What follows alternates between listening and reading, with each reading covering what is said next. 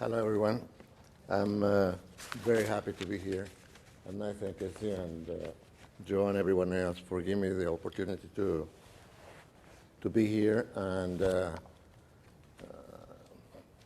tell you a story that you are pretty much aware because the problem of the migrants or the illegal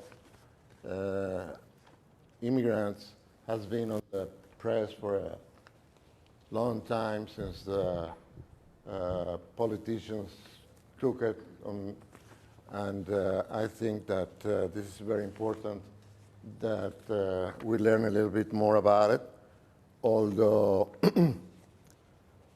I'm not going to say anything about the migrants that are already here, documented or undocumented, because that the press has already done its job. But I'm going to tell you about the migrants that nobody knows about. I introduce myself a little bit. My name is Miguel Escalona. I'm married to Patricia.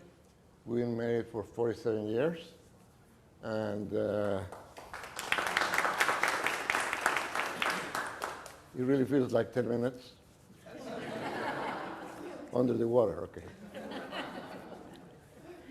No, I couldn't ask for a better wife. She's all the best gift God has ever given me.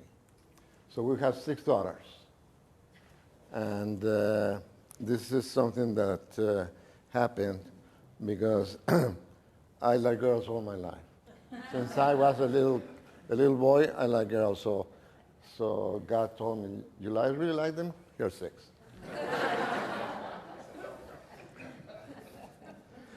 I was born not in Tepic, but in Mexico City. So I'm a Chilango. Everybody knows what a Chilango is? You don't like it? From Mexico City. Everybody thinks Chilango is a very despective way of calling a guy from Mexico City because they don't know what Chilango really means. So just for your information, in the Nahuatl language, Chilango means the inhabitant of the mountains, something like that, because Mexico City is way high. So nothing wrong if they call me Chilango, it's okay, no problem. As far as my school background, I was a high school dropout, and that caused me that my father, we were a family of 7, decided to send me to a place where there were no Spanish-speaking people. I don't know if it's a punishment or as a great idea that went to his mind. So he sent me to Dubuque, Iowa.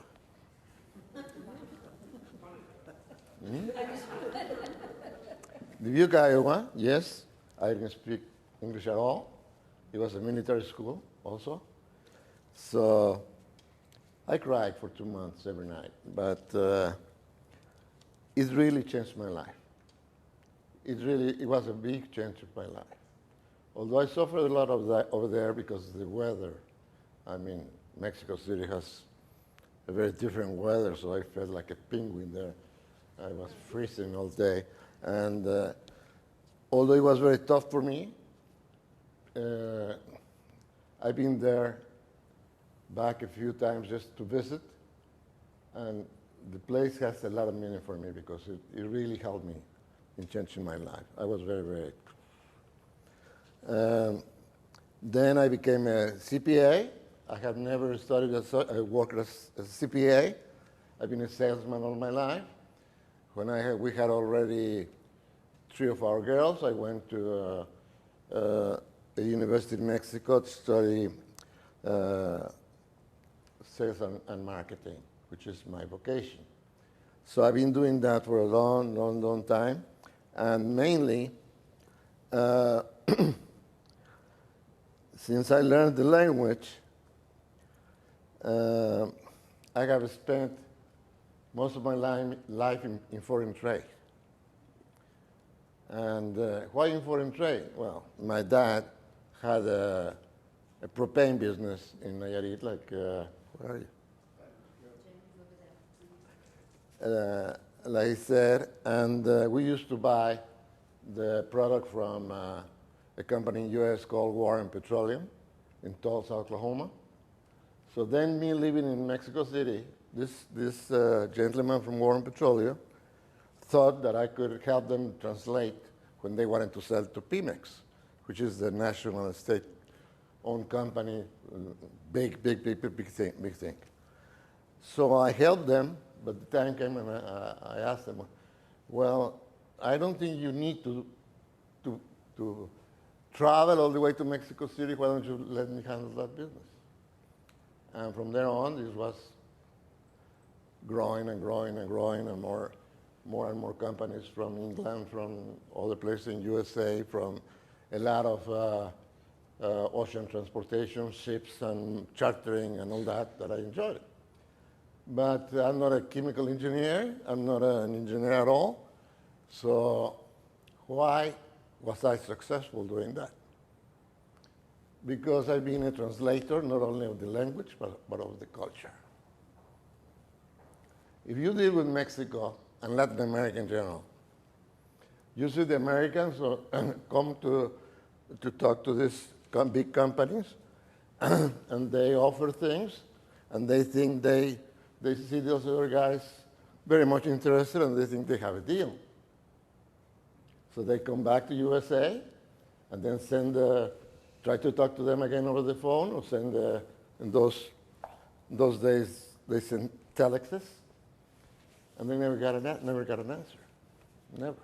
And they became furious. But they don't return the phone calls. They didn't answer the telex or the mail. And this is not that goes in the blood of the Americans or the Europeans.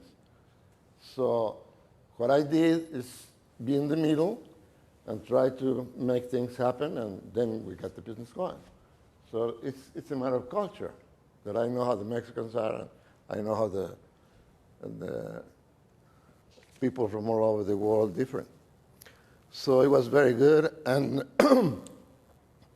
I lived in Mexico City doing that until 1985, when that was when I decided to come to Houston to have my daughters learn the English language. I was going to be here for a year, and it's been already 23 years. I'm still here, and I don't know if they learned the language very well anyway. So this is the reason I'm here, and to make the story short, I'm going into the main object of this conversation. We live close to, we live in Memorial. When we first came, we lived close to here in Champions Forest. But then we went back to Mexico for 5 years and came back, and now live in Memorial. We belong to a parish called San John Vianney. And we made very good friends at the parish. And there was a boy, a gentleman from Nuevo Laredo, Mexico, that we had a very close group of friends, and he kept on telling us, hey, why don't you come to Nuevo Laredo and look what a very poor priest has done with the migrants.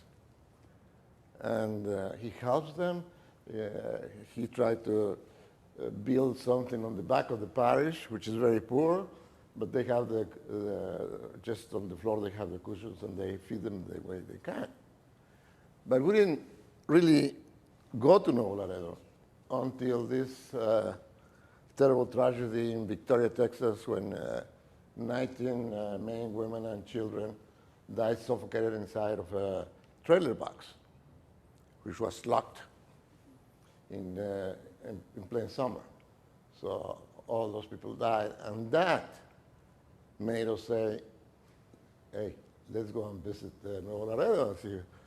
So we met Father Leo, fantastic guy,